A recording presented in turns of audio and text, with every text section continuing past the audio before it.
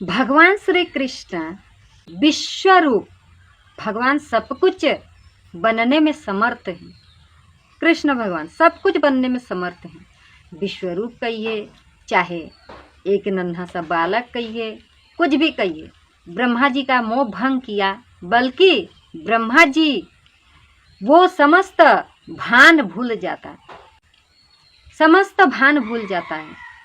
कन्हैया की बंसी जो है ना, ब्रह्मा जी का मोह भंग किया, बल्कि ब्रह्मा जी का ही नहीं, देखिए ब्रह्मा जी का ही नहीं, यहाँ पर मुहंती यत् सूर्य, भगवान के अग्रस संकर्षण श्री दाऊ जी महाराज को भी कन्हैया की लीलाओं को देखकर, कन्हैया जी जो माधव हैं उनका लीला देखकर मोहित हो जाते हैं। ऐसे श्री कृष्ण जी हैं। यहीं तक नहीं, तेजो बारी मृदाम यथा विनिमयो, तेजो बारी मृदाम यथा विनिमयो। कन्हैया जब बंसी के तान छोड़ते हैं, तान जो उनका आवाज जो हम अगर कोई, जब हम हारमोनियम बजाते हैं तो एक सुर निकलती है, आवाज़ उससे निकलती है, मधुर आवाज़।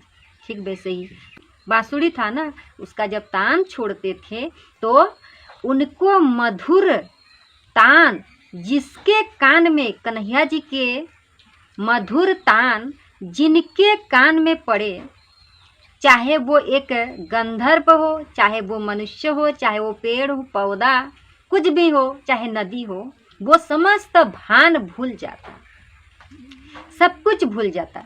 गैया भी उनके पीछे पीछे दौड़ने लगती थी उनका भान सुनने के लिए, इतना मधुर। हाँ, कन्हैया की बंसी राव का श्रवण करके कलकल कलोल करती हुई, तो कलकल कलोल कौन करती है? कमनिया कालिंदी का कुंठित हो जाता है।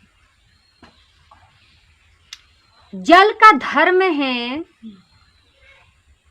निरंतर, जो हमने आपको बताया कलकल बहता है, वो पानी, नदी, जल का धर्म होता है निरंतर बहते रहना, हमेशा बहते रहना।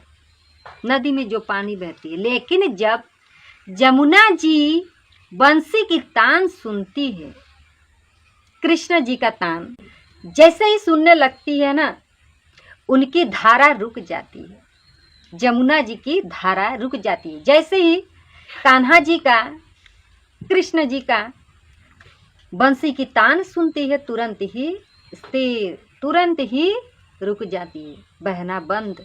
निरंतर हमेशा जो निरंतर रहती है, वो हमेशा, वो नदी, वो अमुना जी चुपचाप धुन सुनने लगी। और गिरिराज गोवर्धन नाथ जब बंसी सुनते हैं तो उनके पाषाण खंड जो है, पाषाण खंड द्रवीभूत हो जाती है। जो गोवर्धन नाथ है, तो पाषाण में जल का धर्म आ गया और जल में पाषाण का धर्म पहुंच गया।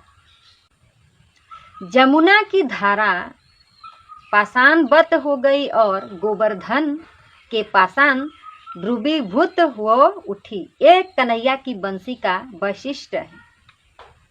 जैसे एक पर्वत है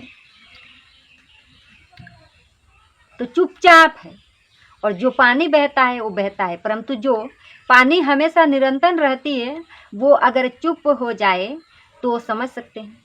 और जो पर्वत चुपचाप हमेशा रहने वाला, वो धुन में निरंतर होते रहता है, तो समझ सकते हैं कि बंसी का जो तान था कितना मधुर था कृष्ण जी का।